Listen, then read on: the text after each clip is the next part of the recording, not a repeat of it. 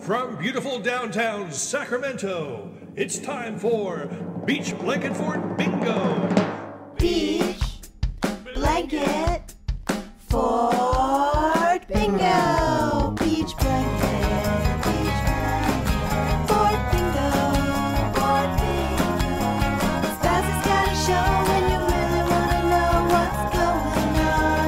Yeah, yeah, yeah. Beach Blanket Fort Bingo. Fort Bingo. Got music going through and your favorite comics too. Grab a spot and settle in, 'cause it's high time we begin.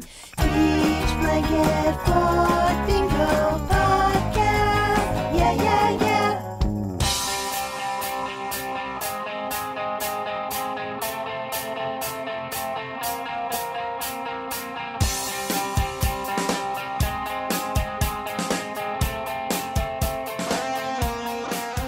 Hey everybody, my name is Steve Schnee and welcome to Beach Blanket Fort Bingo. We have a very special jam-packed episode today, but before I introduce our very special guest, I'd like to introduce my co-host. He's known for the hit singles Show Me the Way and I'm in You, and he starred in the critically acclaimed motion picture Sgt. Pepper's Lonely... Oh, no, I'm sorry. That's my intro for Peter Frampton. This guy here is much taller, and his name is Ronnie Barnett. Thank you, Steve. Thank you. Good to be here. Now, our special guests today are the three gentlemen that form the band Shoes, and they've recorded some of the greatest pop albums of our generation. They are legendary, they are iconic, and they are joining us here in the Blanket Fort today.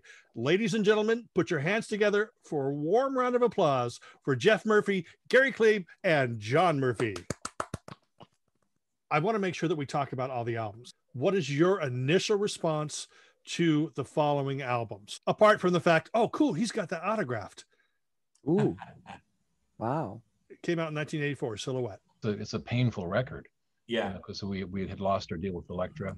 Mm-hmm. If you want one word, it's painful. Yeah, well, we had to, we lost our deal, but we had some cash to buy some equipment that we needed, the machine, the tape machine. And so we found a place that we could literally build the inside, not the outside, but I mean, to take a space we're renting and build a studio within, because we're thinking we're going to jump to another label. That's what you do. That's what we thought was going to be the next step. We had to get it moving, and we did some songs. We gave a few to our manager at the time, and he's shopping them. But I guess we had a red letter. I don't know. And he was dealing with some kind of, I don't know, independent small thing. Nothing happened. And then time's going by. Then Jeff and Gary, you probably remember this better. But when we decided we're going to make these separate, we're going to make our own deals with other territories, right? Yeah, we ended up, because we couldn't get a major label deal in America, but we had interest from Demon Records in England, Line Records in Germany, Yeah. Mm-hmm. and New Rose in France. New right? Rose. Yeah. You'll get my message, and I'll see you in your shape. And you'll feel my heartbeat. You'll get my message and come around my way. It's interesting to think that this is 37 years ago, and it's your first album as a trio, because you had lost Skip. He plays on some of that album. Oh, okay. But he kind of, well, for one thing, another thing behind the scenes, and this is typical of Shoe stuff, we just put on our work boots and we fucking built the studio. I mean, we took hammers and nails, and the three of us and Skip, we hammered and nailed ourselves a studio together. Mm-hmm. And Drywalled and everything else. Drywall, everything that goes into building a recording studio. And it took us several months. And then as soon as that was done, we launched right into recording that record. So for us, there was never downtime. It was like we were always doing something. Yeah. And then within 2 years, maybe, we were having problems with the landlord. So we decided to move the studio. So we got into a new building, which we eventually bought, but we had to do it all over again. Gary, being an architect, was able to look at the footprint of what we had available and we designed, and you sat and figured out, what do we want in the studio? By then we had seen some great studios. We'd been in the Trident in Soho. We'd been at, the Village Recorder, the Manor, these world-class studios. So we were able to take the things that we liked and build that second studio the way that we really wanted it. And even that took us, 6 months. So there was always something that, what haven't we done in terms of being not a band? We're pressing records, and we're doing the graphics, and we're doing the distribution, and building the studio, putting up the walls, building the vocal booth. It was all these things that were so unmusical that when you got to make music, you felt like it was, ooh, this is why we did it. But the business just I think a lot of bands, probably most bands, if you work really hard, work up to put out indie things and then get signed, that's the goal.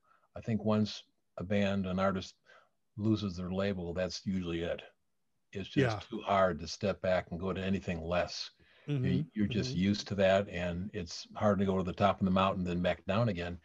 And that's why that was a difficult record for us, because we weren't really sure why we were doing it. And it took just took all our energies to even make it possible, even with a skip losing interest in every level. That's why that was a really tough one. Like Jeff said, we had to be carpenters. We had to build the studio before we could even record it. So that was a tough one. Hey, hey, it's bound to be. Hey, hey, it's bound to be. Hey, hey, it's bound to be. Hey, hey, it's bound to be. Hey, hey, it's hard to change it. It's hard to change. It's hard to change it. So in 1987, the very first Shoes CD came out, and that featured one new track, and that one new track was featured on the next album, Stolen Wishes, from 1989. What are your thoughts on this, apart from the fact, wow, his is autographed? Wow. Are those real signatures? Somebody ruined your CD. Yeah.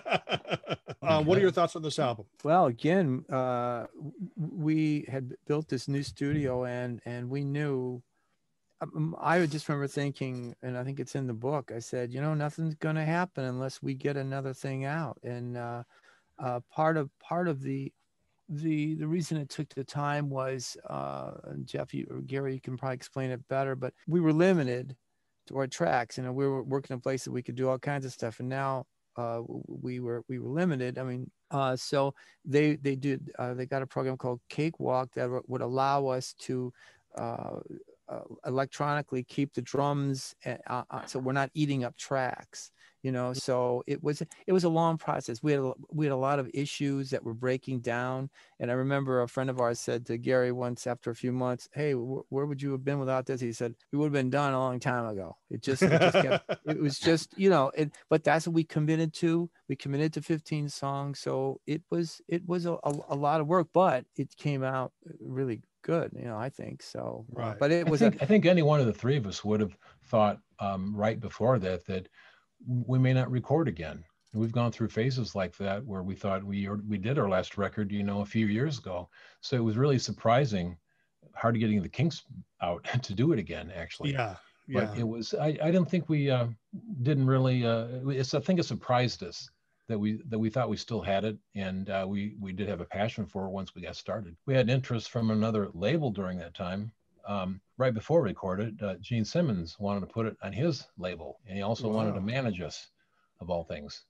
Wow! And so we kind of went back and forth with him, and as we were doing Stolen Wishes. Well, that's, oh my God, are there Gene Simmons produced Shoes demos? No.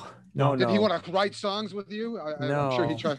No, he was making, well, basically, like Gary said, we were sending him stuff. The studio was new, it was fresh, we were testing it out. So we'd send him songs. He'd go, what else you got? We send him a few more. What else you got? And it was, so we were writing an album without him, really going for anything. And it was he was dragging his feet, but we kept recording during this process. And then we finally said, hey, this is going nowhere. I think our last thing, didn't we say he was going to Japan on tour and said, I'll talk to you later or something. And it was just, we said, well, we're doing an album then. We've got the start of like, half dozen tracks or whatever it was. And fortunately, the record it was like a second wind to us. That record really reinvigorated us because of the fact that it got some decent press, including a 4-star review in Rolling Stone, which we had never had before. Wow. And so and really, that's when they weren't doing 4 stars. I mean, now you can find 4 stars pretty common. There was only one review that beat us in that, and that was Sinead O'Connor. I got 4.5. But other than that, I think we might have been the only other 4-star. That was a really big deal. And that really helped to I think rejuvenate us and reaffirm the fact that we should keep going. I knew you'd be mine the minute I saw you. I knew you'd be mine from the moment we touched. I knew you'd be mine when I called you. I knew you'd be mine. I knew it was love. One thing that John mentioned too, we had limitations in that studio. We only had a 16-track machine, where when the last album we did with Elektra, we used 48 tracks. So now to fit all those ideas onto 16 tracks, we had to come up with a creative way of doing it. So our solution was, and again, we were, like Ronnie said earlier, maybe just timing was off by a bit. We decided that we could store the drums as digital pulses on the computer instead of burning a dozen tracks for drum microphones. Yeah. We would lose one track for the sync code and then store it as MIDI pulses in the computer, and that would trigger samples. Yeah. Now that was the very early days of that being a possibility. And even then we had to call we were having problems with the software locking up because they didn't have time code at the time. They had something that really only knew when you hit the play button, that's it. And when you hit the stop button. So we called the guy that designed Cakewalk, Greg Hendershot, and we talked to him and said, this is what we want to do. This is what we're trying to do. We want to use SMPTE to lock it up. And he said, I'm not quite there yet. So we literally had to, do that thing where you had to fly it out. If there was problems with the time code, you would have to try to find a way to keep that drum track in time, which was the computer playing along with the music. But there was no other way to get that many instruments that we wanted to put on there other than to store some of them in the computer. Answer the questions. Why can't you wait? What makes you restless? When will you make your getaway? To keep you untangled, keep you untangled, to keep you untied, keep you untied, to keep you untangled, keep you untangled, stay untied. The time between albums kept getting longer and longer. So this actually came out 5 years later, I guess. And don't be jealous of my autographed copy again. What are your thoughts on that album? I think that in some ways could be, at least in the later stages, a kind of the quintessential Shoes record, I think, in some ways for me. But I think it just depends on, like Gary said, Silhouette, which I think has some great material on it. It was painful. So you have these memories as the band that plays and things, and probably if you ask all three of us what, say, their favorite Shoes record is, it probably has a lot to do with what their material, how they felt about their material. You know what I mean? So or what they even were though going it's through in their lives at the time, if you were having a difficult period, I just read where David Crosby, his memory of Deja Vu is that his girlfriend was killed in a car crash. So he was really in this bad state of mind during the recording of Deja Vu. So that's what he thinks of. And for us, I would imagine with John and Gary, you probably have the same thing. You remember where you were mentally when you were doing those tracks, as opposed to looking at it from the outside. Well, there was a lot When- of other business stuff. We started the Yeah. label, and we were, dealing with other bands, and that this is what people have to remember, Steve, and that since we lost the deal with Elektra, we did everything while we're working full-time jobs and Yeah. everything, and we had to do it. If it was going to get done, by God, we had to do it. If it meant anything, we had done any promotional items, we called people. Gary be on the phone, downstairs in the basement trying to get. I mean, it's all us. It was three of us. Meyer was gone, and it was so, and plus, unfortunately, like you said, this gets tied into. You think, we're gonna record again. You go, oh God.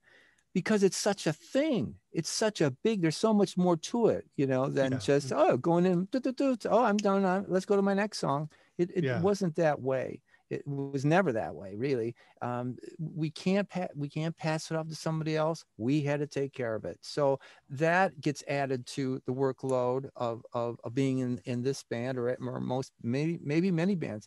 But like Gary said, most bands we saw, if they had a deal and they lost it, they're done. Off Broadway, they had 2 records, they're done. So I would like to at least, say that we've, even if it was elongated or whatever, we tried things. We did Yule Tunes, which was, that was a big project that was not gotten away, but there was focus on that. We were signing other bands, trying to get the Black Vinyl label going. So that we were looked at like a real label, like a independent label. So there's more to it than we're just sitting around. Oh, how come it took Shoes so long to do? I mean, I think that's, and you got to live. There's living that somewhere in there too. So it's. Unfortunately, it wasn't like you could just go in and do your record and hand it off to somebody and let them do the rest. We had our ups and downs in the past. We beat the odds, but it ended fast. It couldn't last. You've got all you need. Why do this to me? Don't do this to me. Don't do this to me. When Stone Wishes came out, we had such fantastic press, and it surprised us that there was any interest left in us in Shoes, and it opened up the world of independent distribution. We sold a lot of copies of Stone Wishes, cassettes, everything, and there was actually seemed promising. As the years went on, it got worse and worse. The independent distribution fell apart. By the time the next record, Propeller, came out, it was just decimated. Most of the distributors were driven out of business.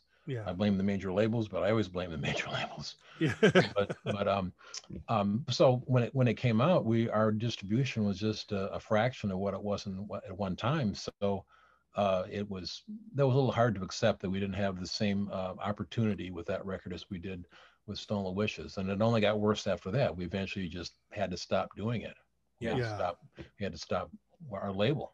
What we couldn't see the fact that distribution was crumbling, but what we were seeing on our end just before Propeller came out was that we weren't getting paid. These people were ordering product from us, but not paying us for it. So our logic was to start signing bands to have more product to push through the line to get paid for the first one. Now here's in other words, to have more releases to create a flow that then there would be a more consistent cash flow as well, and we could keep the business going, keep the label going. So in 95, 96, we actually started releasing more bands on our label, which was costing us money.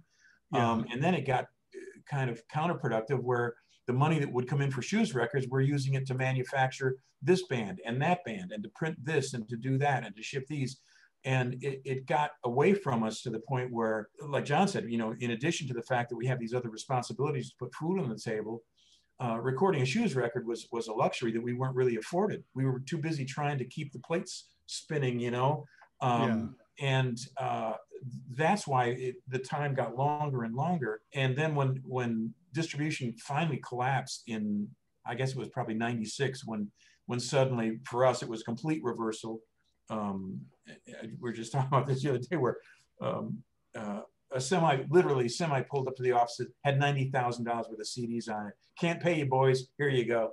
You know, what are we going to do with 90 grand worth of CDs? You know, you just restock the shelves. But that was money we thought we were going to get. Yeah. And then that happened to a lot of labels back then.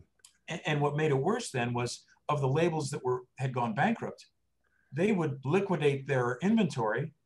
Our records would go to the highest bidder for pennies on the dollar.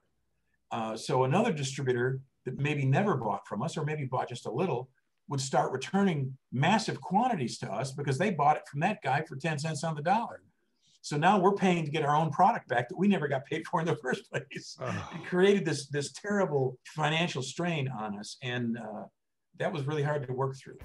Try not to be so one-sided. You'll find the truth. In spite of all that you're hiding, I'm trying to give all I have. Well, one of the things we did, Fret Buzz, you know, it was a live thing. We weren't big live album fans. I don't know if I hardly have anything except for maybe Cheap Trick live, but we needed to pump it through to get the money that, you know, because it was locked in there. But so we just had to do a lot of things that were business related more than just more than artistic decisions, you know. So then there was, of course, the 2 CD set As Is, which I don't personally have a copy of. And then there was Double Exposure, which was demos, which I believe all this is now on the electrified box. Is that correct? Most of the stuff, at least. Yep. And then, okay, I love everything that you guys have done. I you know, from Silhouette, and I love Stolen Wishes and Propeller and stuff. But I think this is the best record since the Electra years. It's just an incredible record. Thanks. Because it's coming from the right place. All your records are always coming from the right place. And I think that that's very apparent as a listener. I don't know if you guys realize this, but you guys, even going back to Bazooka, you guys had your own sound, your own harmonies, you know, apart from Present Tense, which was layered and stuff, but your harmonies, between the three of you, it's very distinctive. Your guitar sound, that crunchy chugging, it's very unique. So when something comes on somebody's mixtape or somebody's playing something, you instantly know it's Shoes. This album is like the personification of that. It's like all the great stuff that made Shoes records in the past. You guys put it all together and made yet another great album, even though it took 13 years for this to come out, I think. Well, we weren't working for 13 years on it. It took us that long to back in the studio, but it didn't take that long to record it, really. No, yeah. But well, still, the studio was gone. That was done in a different place.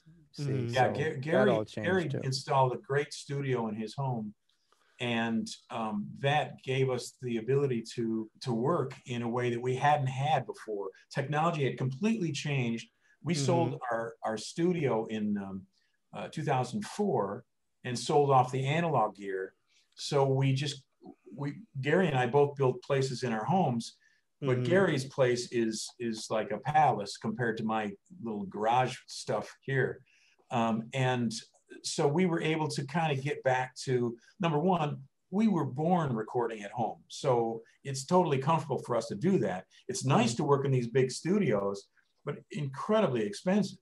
So the fact that we had, you know, technology is to the point now where you don't have to spend, you know, $300 for each roll of tape and you know, the clock's not ticking. You can work and you know you're still going to get something that sounds professional. That was fun. It was fun again to not, you know, I mean, of course, then the business end creeps in at the end, but during the recording, I mean, we had a blast. She's a hot mess. Been trying to pin her down. Such a hot mess. She's running and around. She's a hot mess.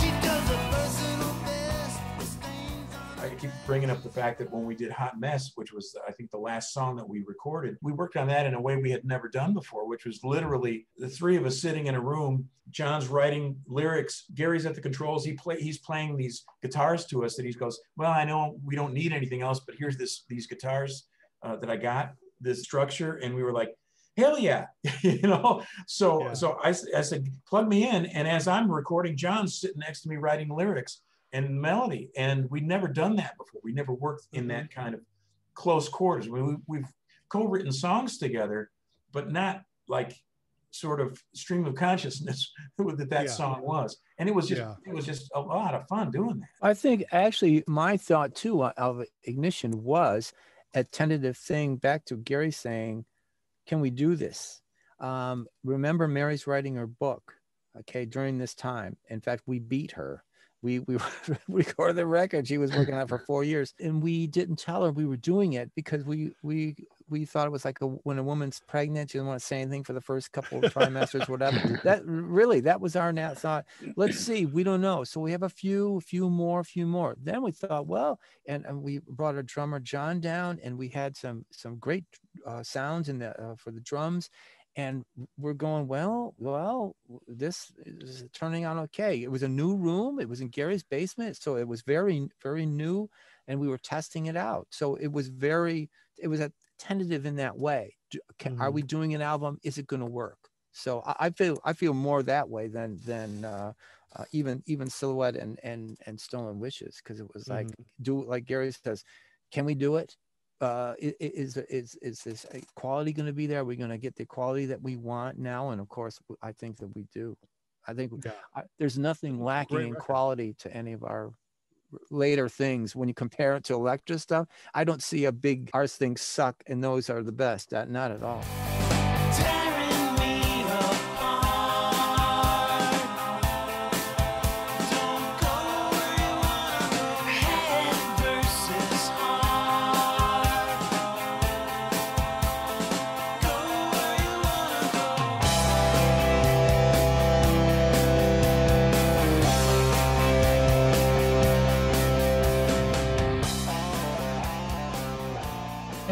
We got better as producers too. You know, we learned over the years, and we learned how to use the gear and deal with the stuff we had. I just think we got better at production. I wanted to talk about one more release here before I let you guys go. Probably the best compilation ever released. Actually, the best compilation ever compiled, and that's this one right here.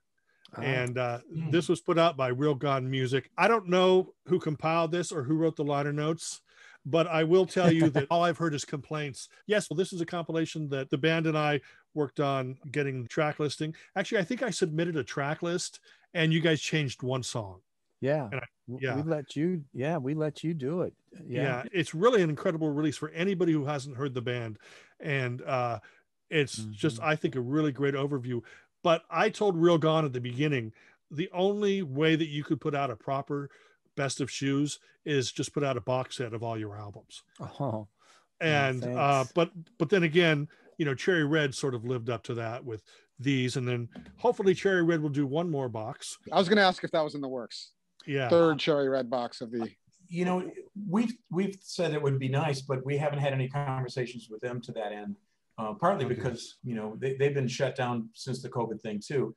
And we haven't had a whole lot of contact with them since that whole thing happened. Electrified came out in the middle of, I mean, it was like what, April, and the shutdown was in March or something. During the pandemic. Yeah. So we said, oh, that's again our luck.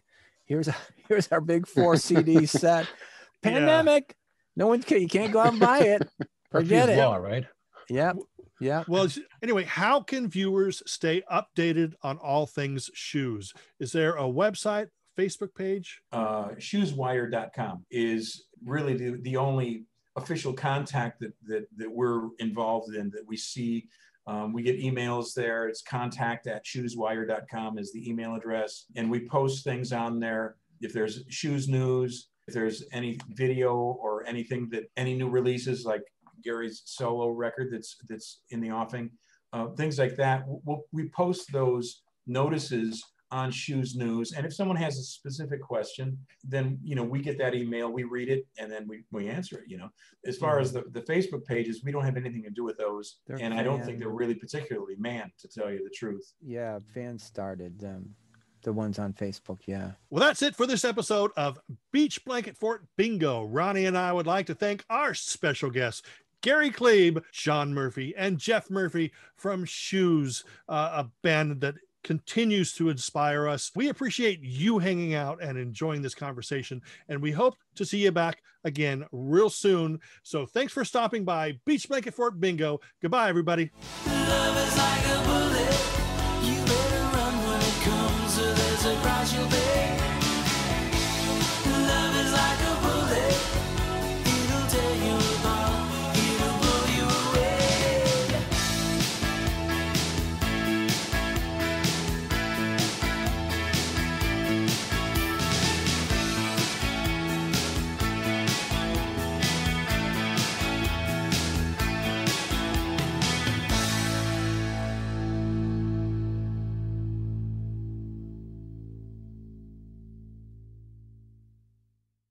I'm not going to get creepy and stuff like that. I'll wait until I'm outside on your lawn Late.